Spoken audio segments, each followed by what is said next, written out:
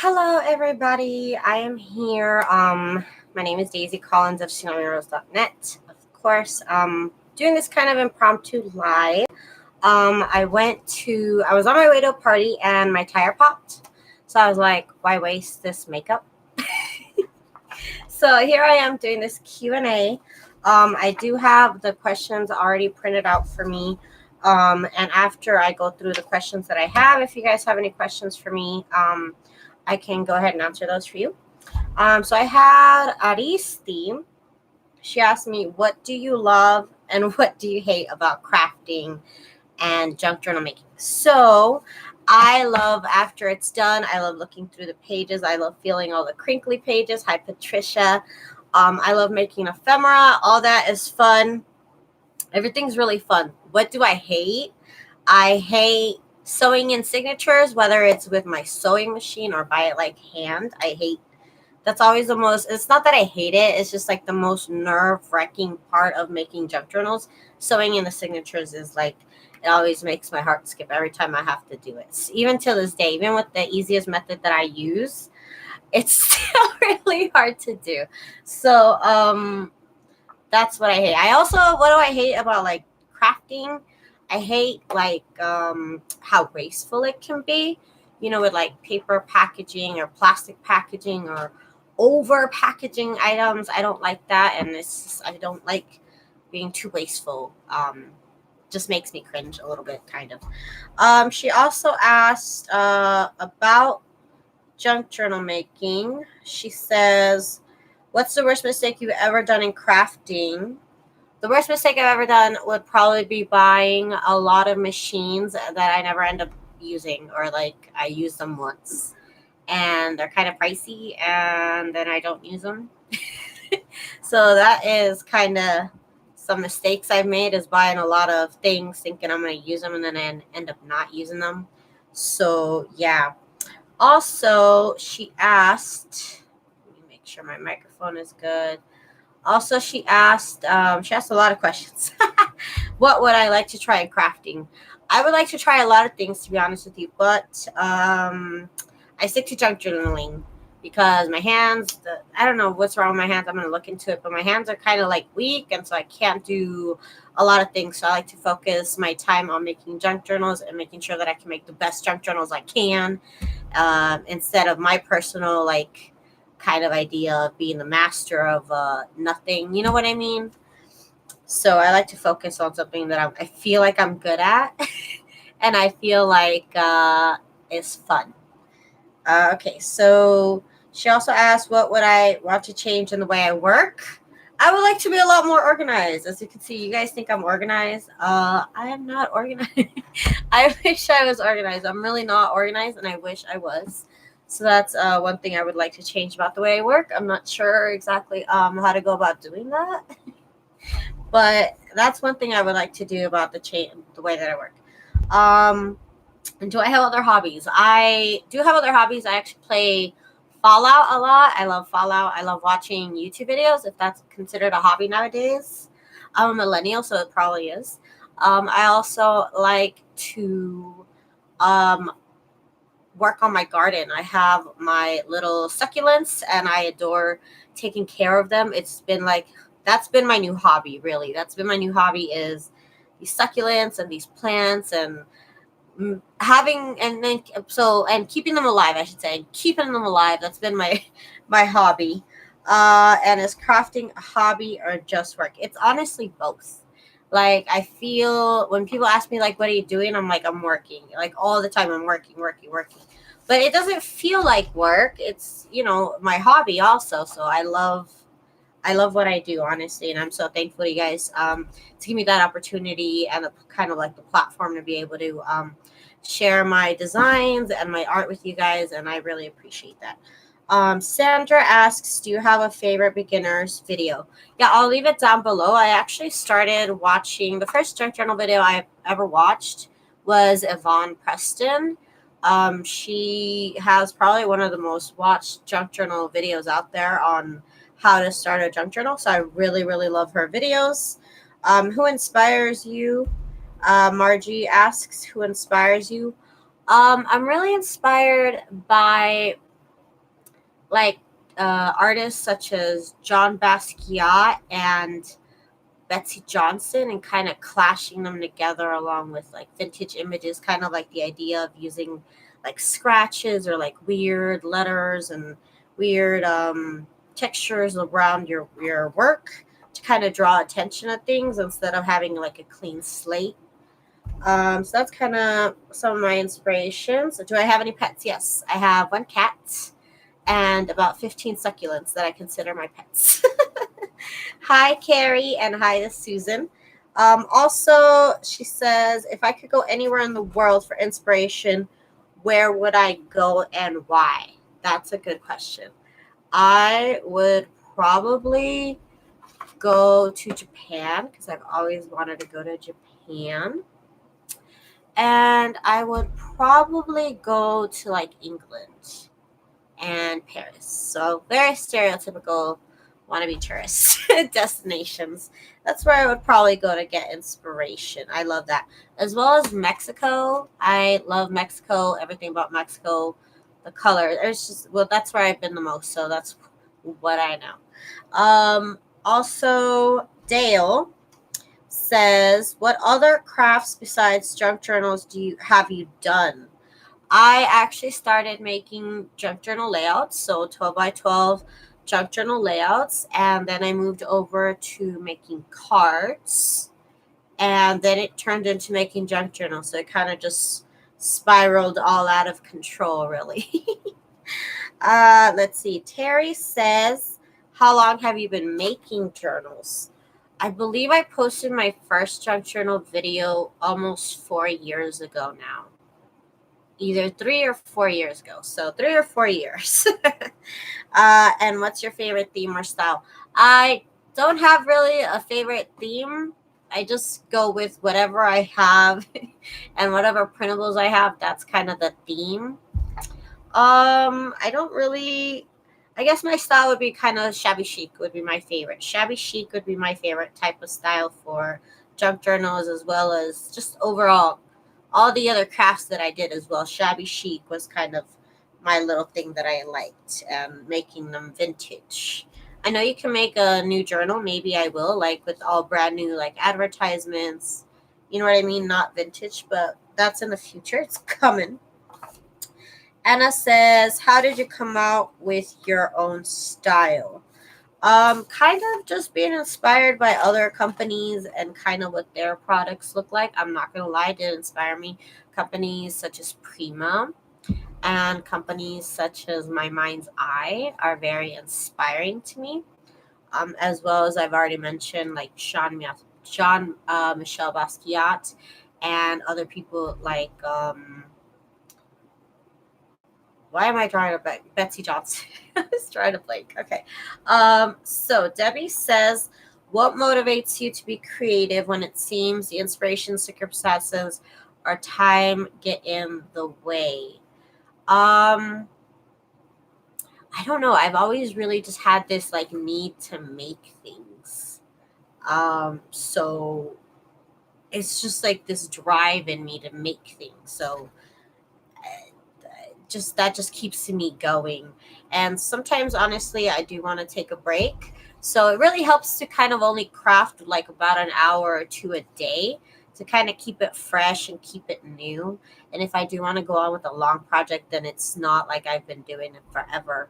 I know I craft pretty much every single day, and I design for crafters pretty much every single day, but I do take breaks in between, very very much so, to just watch TV or do other things that I like that aren't all craft related or all social media related. There's a lot of things I can do that kind of keep me from making this feel stale. Um, so basically, giving myself whatever amount of time I have, whether it's an hour or 5 minutes, I will craft something, and that makes me feel good, and I'll give myself points for that. Okay, so Evelyn says, have you been crafty all your life? Yeah, I have been crafty all my life. My mom was a teacher back in Mexico, and she always had like little activities for us to do to teach us about colors, or I don't know. Like I remember doing paper mache back in the days with her. I remember making little like things with like crayon shavings and colored pencil shavings, things like that. I used to sew like little purses out of the bottom of my jeans because I'm always too short for my jeans, so I always had to cut off the bottom. Yeah, pretty much. I've always been crafty. Yeah. Roxanne says, "What job did you have before being a designer?" Um, my first job, my first job was working at Panera Bread. That was my first official job. I worked there for like a month, and I was like, I can't work. I can't work in restaurants. So I've never worked in restaurants before. Sorry, I'm not saying hi to everybody. Hi to Lizzie. Hi to Georgia. Hi, Marilyn. Carrie. Hi, everybody. Thank you guys for joining me on this impromptu video. I'm just going to be talking. So the first job I ever had was Panera Bread. I was, I think, like a food runner. They had me carry like pots of coffee that were bigger than me, and I was just like, I can't, you guys. I'm only 16 years old. I don't want to work this hard. So that was my first job. Then I was a secretary at a pro bono law firm when I was in technically college, high school, because I graduated high school at 16. And then after that, I worked at Safe Light Auto Glass, just taking orders for auto glass.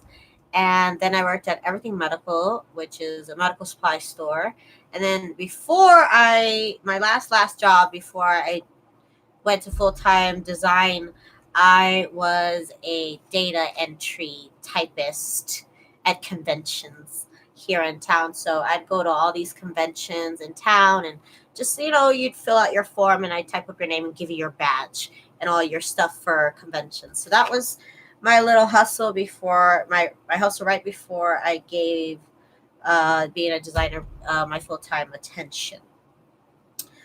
Michelle says, do you ever have a creative block or slump? I do. And when that happens, I either take a break, or if I can't take a break because I have to do my little show, I can't take a break because everybody wants to know. No, just kidding. I'll do things like I'm doing right now, like sewing the edges on stuff. So when I get in a creative slump, I do mundane things like this. I'll cut stuff out, I'll rip up little pieces of paper. I'll cut out ephemera. I'll cut out journal pages, things like that to kind of feel like I'm still being productive, yet kind of not having to use my brain entirely to be creative. But it still makes me feel good, and it still makes me feel like I'm doing something in my craft room. Michelle also asks, how do you overcome if you do one? So that's how I overcome one, is I just do little mundane things, and the next day something might pop up and I'm like, oh, I could do that. And then that's okay.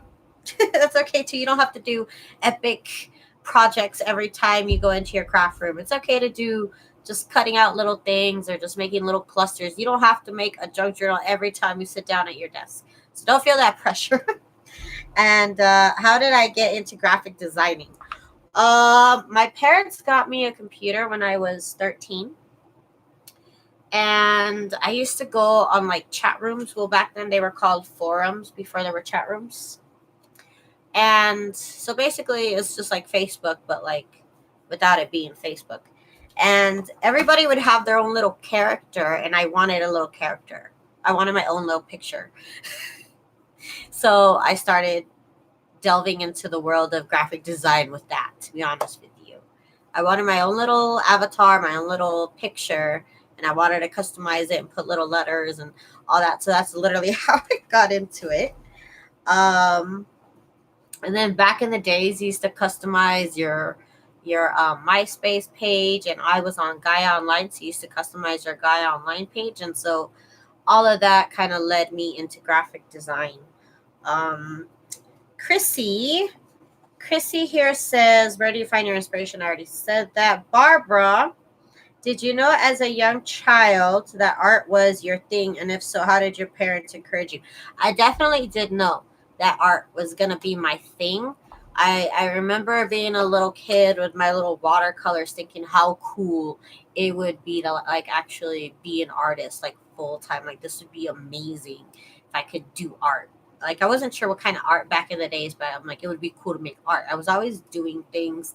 I remember like I said, my mom was a school teacher back in Mexico, and so she always had us do little projects to kind of boost our creativity and kind of help us along. Because my brother he draws, and my sister she wanted to go to fashion school, so we all kind of got into like art. You know what I mean? We all wanted to go into the art field in general. So yeah, I've always known, even as a kid, that I wanted to do art, and my parents definitely encouraged me. Like I said, my mom was a teacher. She was always doing projects with us, so she encouraged me in that way. She would like encourage me to learn how to sew. She would encourage me to learn how to crochet, even though I never I never got the hang of crocheting at all. But she get me into like embroidery because that's a craft that they do in Mexico a lot, embroidery, and she was definitely very, very encouraging with me doing art. And like I said, they got me a computer at 13. Back in the days, that was like unheard of. It wasn't a very good computer, but it got me like, learning about computers. So definitely, they definitely encouraged me in those ways. Um, Stephanie says, how do you manage your time so well while still, well, thank you. That's a very nice compliment. While still being able to do videos, edit them. I don't edit them anymore because I just do live, so I've kind of cut that part out of my life. So that makes it easier. Also, create your digitals and manage your Etsy. I have kind of stepped on my Etsy. I need to answer a lot of messages, so if I haven't answered you, I'm so sorry. I've been so overwhelmed with messages. So I'm not gonna sit here and lie and say I'm perfect because I'm definitely not, and I make mistakes and I slip up and I let the ball fall sometimes. It's just me. I'm the only person here. I don't have anybody to answer messages for me. So if I haven't messaged you back, please, please, please forgive me. I am not perfect. I don't have my ish together. I'm not gonna lie. It happens to me. I try and do things as well as I can. My time management isn't the best. I'm here at 1 o'clock because I'm like that's my schedule. I have to be here at 1 o'clock. So I'm trying to be good with that, and then that kind of does help me out, free out the rest of my time to design digitals. So that helps too. Having like the earlier time now, and I can design at night. So that helps. It also helps that it's just me and my husband, so I don't have children. I don't have a lot of responsibilities like that. I don't have somewhere I have to be every day. So I'm not gonna lie, that helps too. Uh, and even then, I still can't manage it very well. So I'm not gonna lie and sit here and tell you how everything together because I don't. But thank you for thinking so. I'm glad I'm able to portray that. Okay, so she asked, how long did it take me? How long does it take me to create a digital kit? Like a digital kit would take me about 2 weeks to design. 2 weeks to design and about 1 week to get everything together to be placed for sale. Meanwhile, I'm also kind of putting out other digitals, so it's kind of like top of work on top of work that I try and do. But yeah, it takes me about 3 weeks total to get a digital kit out for sale, unless it's one of my 3 to 4 page kits that I have on my shop. Sue says, how did you come up with the name Tsunami Rose?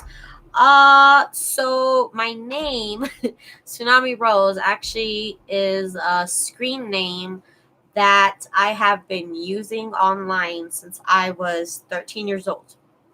So it leaves me with a terrible internet like track mark whole situation. But I've always been Tsunami Rose online. That's been my username everywhere, all the way back to MySpace. If you look up Tsunami Rose on YouTube, I've probably flooded it out, but But the name Tsunami, Tsunami Rose Designs on YouTube. Tsunami Rose on YouTube is like me at age 14 or 15. I can't remember how old I was, on this little buggy out in the desert. And I can't delete that. I can't get back into it to delete it. It's out there. I don't know if you can find it. It's such a silly video. But yeah, I've been using that forever. But actually, that name, I don't know how it came about, because it was my friend in middle school came up with it, but she already had a username on AOL. So I said, can I use it?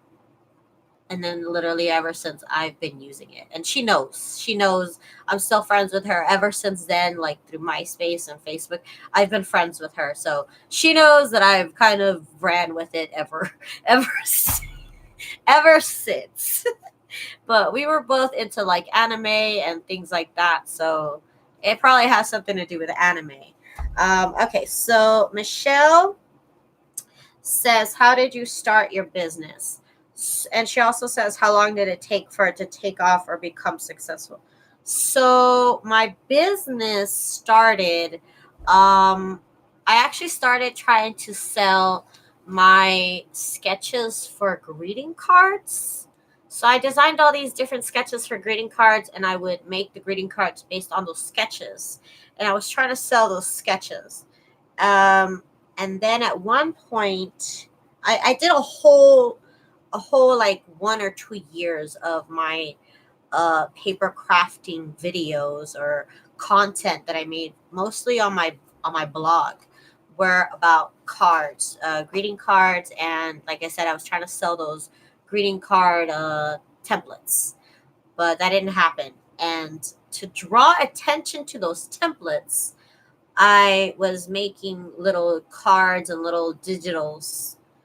Um, and then somebody said, why don't you just sell those? And I was like, I see what you did there. I see. That's a good idea. That might work. That might work. So, so yeah, that's how that started.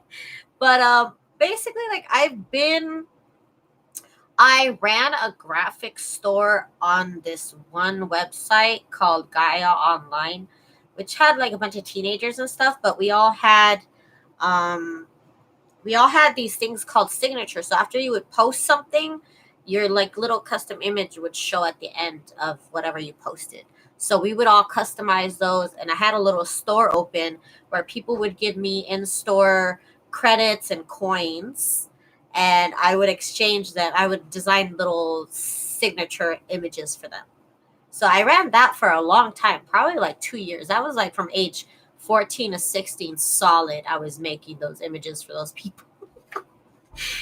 That's what I wasted my time on. But hey, that was fun. Um, what was the question again? Oh, yeah. And how long did it take for it to take off? I mean, I started posting stuff on my blog back probably in like 2009, 2010. And then I started selling graphics on Zibbit in 2011. So in 2011 is when I really started selling my digital printables. And then I've only been self-employed for 3 years now. So it took a long time. It took 7 years, or 7 to 9 years of me solidly trying to get my name out there, trying my best. And then in the last 3 years, it has really paid off. So it's a waiting game. It's definitely a waiting game. Thank you to everybody for joining me. I didn't expect to have this many people this late at night, but thank you guys. So Angelica, she asked, have you ever had people message you and ask you for free supplies or journals? And if so, have you ever responded? No. I've never had anybody ask me for free anything. No. If you're getting that, and I'm only saying this because I've heard this from other Etsy shop videos on Etsy. Basically, if you're getting people asking you for free merch or free supplies like that, it might be uh, beneficial to you to show more. What was the word? You want to show why your product is worth it better. So you should have better photos or better videos, or show the worth in your product. Show how long it took you to make it. Show you making it. There's a lot of things that you could also, that's what it is. Add value. You want to add value to your product by showing the viewer how long it takes you to make it, why it costs what it costs, before they get to that part. So that way they're like, oh no, this took her 10 hours to make. I'm not going to ask her to give it to me for free. You know what I mean? But if I see, it's not a very good picture and it looks like maybe that's their hobby, or maybe they don't make that many of them, people might want to ask you for free stuff. I don't know. That's just what I've been told. Or that's not what I've been told. That's what I've watched on YouTube videos about, like Etsy and Etsy products and stuff like that. That you should add value to your product so that people know why it's worth that much. Okay, so Lori says, how long have you been making junk journals? About 3 or 4 years. Yeah. And she also asked, what kind of other arts did you do before you began this journey? I've already said that. Started with scrapbook layouts, then went to greeting cards, then went to junk journals. Tara says, what's your favorite type of journal? I guess the easiest ones for me to make would be my favorite type of journals, which is probably why I keep making them, which is the hard-covered books that are covered with fabric. It's just the easiest thing. I've tried all kinds of junk journals, and that's what's easiest for me, and so that's kind of why I've stuck with it, I guess. So yeah. Dawn says, so right now I've got these questions that I'm going through, and then I'll look back and see what people are saying. Dawn says, what part of the junk journal process do you enjoy the most? The covers. Ooh, ice cream delivery. Thank you, baby. Let's see. Sorry, I got distracted by the ice cream. Well, they kept it very cold. We just had this delivered. That is some cold ice cream. Okay, so Dawn said, okay, so what part of the junk journal process do you enjoy the most? I guess I like decorating. I do enjoy decorating because, you already have everything together, and so you're just like slapping it on. So that's great. Also, I enjoy sewing. Anything to do with sewing, whether it's like ephemera, is good. I like making ephemera. So ephemera and probably decorating is probably my favorite parts of the junk journal process. Angela says, where do you get your inspiration for your kits? Betsy Johnson and Jean-Michel Basquiat, as well as things like companies like Prima and My Mind's Eye. That's kind of like my inspiration. Those are my favorite paper companies, so that's who I kind of aspire to be like. You know what I mean? Because I can't afford Prima.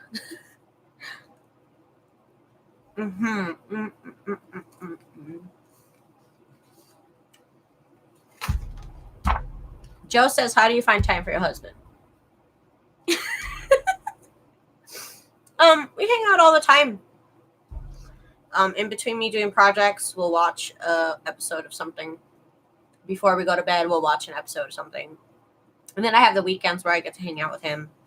But he works, so like, he's only home for 5 hours and then he goes to bed. So that's when we hang out.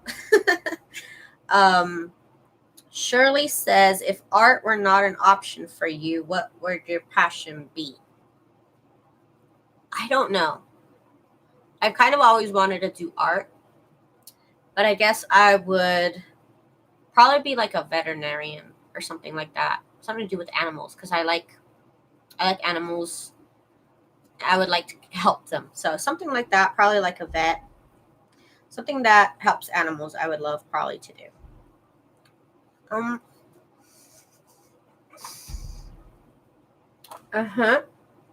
And Gail says, where do you see yourself in 5 or 10 years?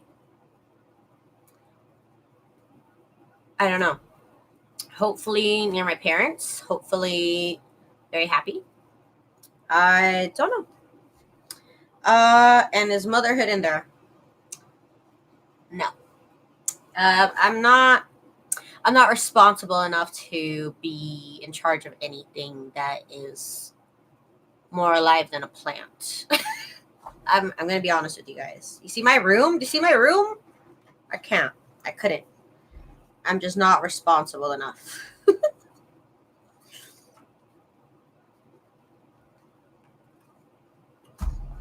And Sandra says, who's Tsunami Rose? I'm Tsunami Rose. I'm Daisy Collins. I'm 31. I have been married for like 12 years. I live in Las Vegas. I have a cat named Ambu. I love succulents. I love pizza and ice cream. Okay, so that is the questions that I had asked in my Facebook group as well as on my own Facebook page. Let me see if anybody had any questions here. Let's see. Probably missed a question, but you are adding any junk journals in your shop soon? Yes, I have 15 junk journals that I need to put the finishing touches on and list. So yes, I have 15 junk journals coming to my shop. Thank you for asking, cute tips. And let's see. Sorry for making you hungry, Lori. So thank you guys so much for joining me on this Q&A. If anybody else has any questions, I would like to answer. If you want to leave them down below. If there's more questions, then I will maybe make another Q&A video. But I do want to thank you guys so much for joining me and for watching this video. Might have been a little bit longer than I expected, but I guess I had a lot of questions to go through. But again, thank you guys so much for your support. Thank you guys for watching my channel, for checking me out, for subscribing. Hit that like button if you guys thought I was okay at this video. If I'm the world's okayest YouTuber, that's awesome. Let's see. Deputy says, I have availed your 50% off discount a few hours back, and oh my, I'm excited to use your digitals. Thank you so much for your support. I appreciate everybody. My whole shop is still 50% off your $50 sale, so please, I appreciate your support. Thank you guys so much, and peace out. I'll see you guys Monday at 1 p.m. Pacific Standard Time. We'll be decorating a junk journal. Peace out, you guys. Bye.